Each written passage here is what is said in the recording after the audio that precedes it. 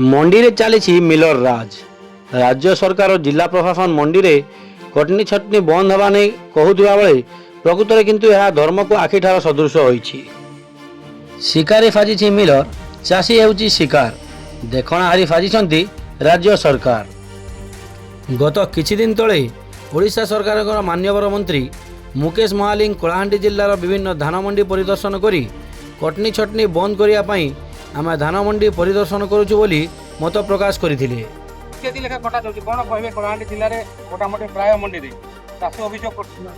आपण देखंतु ये अभियोग तो हम आम निरीक्षण करने एवं केमिति कटनी छटनी न हब से आम तो आसचु एवं मंत्री महाशय जिल्लार विभिन्न मंडी परिदर्शन कले हेले कटनी छटनी कौन बंद कर पारे। मंडी रे एबे भी चली 5 केजी रु 7 केजी धान कटनी छटनी। आपण वर्तमान जो चित्रगुड़िक देखुंट ताहा हेउछि कलाहांडी जिला केसिंगा ब्लॉक तुलना मंडीर कथा।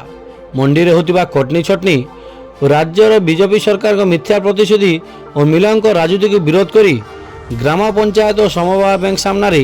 धारणा बसी जड़े चाषी। आसतु शुणा से कौन कहते।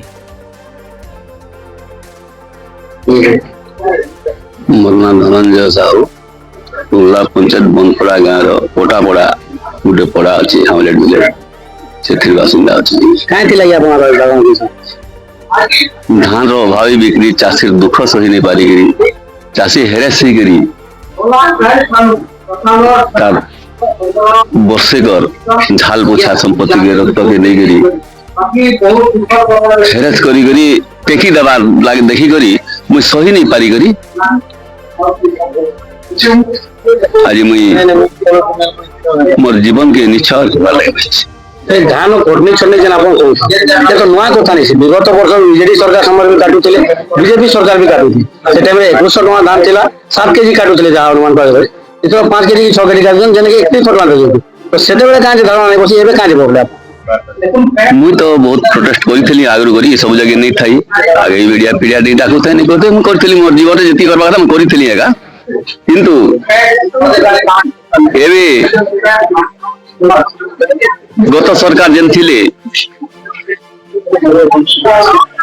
से सरकार के काटबार लगी बोली लोग सुनले ई चाषी मने एका सरकार के पसंद नहीं कले आओ ई सरकार कहला से तो से सरकार 19 मथिया रे 100 टंका बन देबी बोली कहला देई नहीं पारला चाषी बोले सरकार के चिंता 3100 टका बन देबी 3100 टका धान क्विंटल करमी वाला चाषी मैंने उत्साहित बहुत खुशी सहित सरकार बदले देली ठीक है केना केना दिया भी होउथबा मुने कहबा जे मोठा नै होउथबा ओडिसा तारा सबुते एंता होउथबा जे मोर पेक्स जेंता होउछे सेटा के लेगिर मु कहूछे इने 5 केजी 6 केजी धान 7 केजी धान काटी गरी ओखा नै देगिर चासी ओखा किनुछे 30 टका 40 टका 25 टका देगिर ओखा किनुछे यार चासी नउछे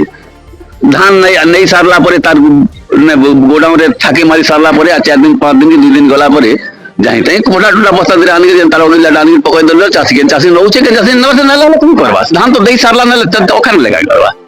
ई सब कष्ट जे चाची माने कह यार मुई मोर आखी देखली त मते बहुत खराब लागला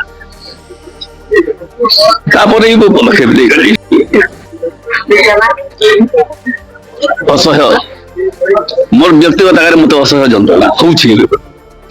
आपन केतरा चासी असन टोटल जे आपन टैक्स जेते धान होजे केते जन चासी असन केते जन आपन संगे असन जेते हमर चारटा पंचायत रे जेते चासी असन सब चारटा बदे मुई देश लागि मुई ओडिसा सारा लागि छै मुई खाली मोर घर लागि मोर टुमला लागि मोर इते लागि ओडिसा सारा ते एंता होउतबा जेते मन नै होउछ ओडिसा सारा होउतबा सरकारी कॉल जे तो सब समान लागू होउतबा ये तो नुआ कथा किछि नै से ने सरकार जेहेतु सरकार नियम से बदले पारबे मिल मालिक राजनीति चल बंद कर पारबे नहीं मुई तो बदला वाला नहीं चाहबार मुई सरकार के जणे देबा प्रश्न करछे जे सरकार आसिक मते ई बिना कटनी छटनी आओ मुई 3100 टका देबी अखा देबी बोली जेंता कहिथिला आरो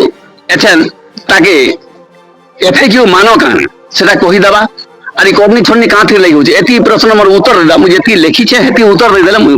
उठी सरकार उत्तर देदा उठी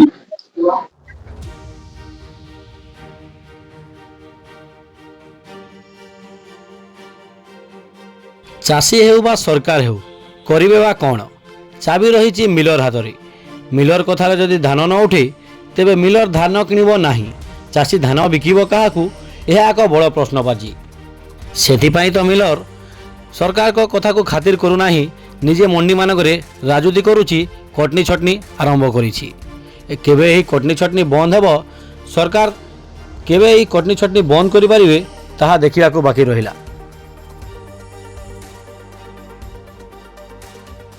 ଖେସିଙ୍ଗାରୁ ଅନିଲ କୁମାରଙ୍କ ରିପୋର୍ଟ, ସତ୍ୟର ସ୍ୱର।